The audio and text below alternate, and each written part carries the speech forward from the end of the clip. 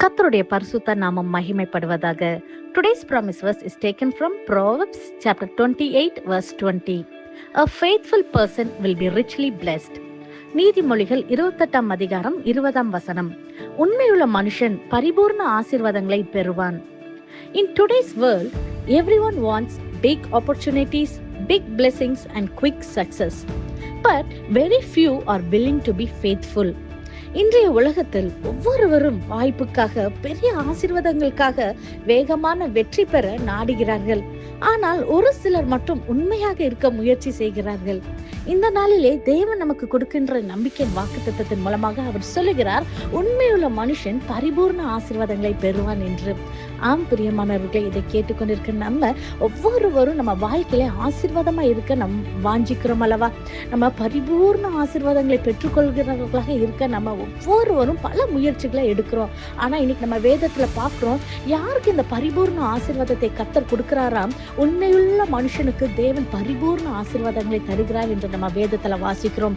நம்ம என்ன காரியம் செய்கிறோமோ, ஒருவேளை நம்ம படித்து கொண்டு இருந்தா நம்ம படிப்புல நம்ம உண்மையான கர்த்தருக்கு பயந்து நம்ம நடந்து நம்மளுடைய காரியங்களை நம்ம ஒழுங்கா செய்தா நிச்சயமாகவே கர்த்தர் அதனுடைய ஆசீர்வாதங்களை நமக்கு தருவார். நம்ம வேலை பார்க்குற இடங்களை, நம்மளுடைய பிசினஸ் காரியங்களை, நம்ம குடும்ப காரியங்களை, எல்லா காரியத்திலையும் நம்ம கர்த்தருக்கு பயந்து அவருக்கு உண்மையாய் நடக்கும்போது நிச்சயமாக பரிபூர்ண ஆசீர்வாதங்களை பெற கர்த்தர் நமக்கு உதவி செய்வாராம். நம்ம வேதத்துல வாசிக்கிறோம், கொஞ்சத்திலே உண்மை உள்ள இருந்தால் அநேகத்தின் மேல் உன்னை அதிகாரியாக வைப்பேன் என்று சொல்லி சின்ன சின்ன காரியங்களை நம்ம வாழ்க்கையில உண்மையாக இருக்கும்போது கர்த்தர் நம்ம வாழ்க்கையை ஆசீர்வதித்து நம்மளை பெருக செய்கிற தேவனாக இருக்கிறார். இன்னைக்கு நம்ம வாழ்க்கையில எல்லா காரியத்திலும் உண்மையாக இருக்கிறோமா, கர்த்தருக்கு கீழ்ப்படிந்து நடக்கிறோமா என்று சொல்லி நம்ம ஒருத்தர் நம்மளே நம்ம சோதிச்சு பார்ப்போமா?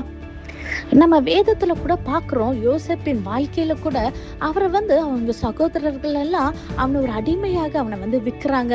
அவர் போத்திபாருடைய வீட்டுல வேலைக்காரனாக வேலை செய்து கொண்டிருக்கும் போது போத்திபாரின் மனைவி அவரிடத்துல தவறாக நடந்து கொள்கிறத நம்ம பாக்குறோம். ஆனா அவர் சொல்லுகிறார், என் தேவனுக்கு விரோதமா இந்த பாவத்தை நான் செய்வது எப்படி என்று சொல்லி அங்கிருந்து அவர் ஓடி போகிறார். ஆனாலும் அவரை தூக்கி சிறையில போடுறாங்க. அவர் செய்யாத குற்றத்துக்கு அவரை சிறையில தூக்கி தண்டனை கொடுத்தாங்க. ஆனாலும் அவர் எங்கெங்கெல்லாம் போனாரோ அவர் உண்மையாக நடந்ததை நம்ம பார்க்கிறோம். சிறையிலும் அவர் உண்மையாக விசுவாசமாக நடந்தபடியால் கர்த்தர் யோசேப்பை நினைத்தருளி அவரை அந்த எகிப்து தேசத்துக்கே அதிபதியாய் மாற்றி அவரை உயர்த்தினார் அல்லவா? பரிபூர்ண ஆசீர்வாதங்களை கொடுத்தார் அல்லவா? காலங்கள் சென்றாலும் தாமதித்தாலும் கர்த்தர் அவரை ஆசீர்வதித்தார். இன்னைக்கு உங்க வாழ்க்கையில ஒரு வேளை தாமதங்கள் இருக்கலாம். என் வாழ்க்கையில நான் உண்மையா இருந்தா இன்னும் ஆசீர்வாதம் பெறலன்னு சொல்லி நீங்க நினைக்கலாம். ஆனால் நிச்சயமாகவே உங்களுடைய எல்லா கிரியைகளையும் கர்த்தர் பார்த்து கொண்டிருக்கிறார். நிச்சயமான ஆசீர்வாதங்களை கர்த்தர் நிச்சயமாக பரிபூர்ண ஆசீர்வாதங்களை உங்களை நிறைவேற்றி உங்களை ஆசீர்வதிக்க வல்லமையுள்ள தேவனாக இருக்கிறார். Today you may feel like your efforts are unseen, but remember, God is always watching you.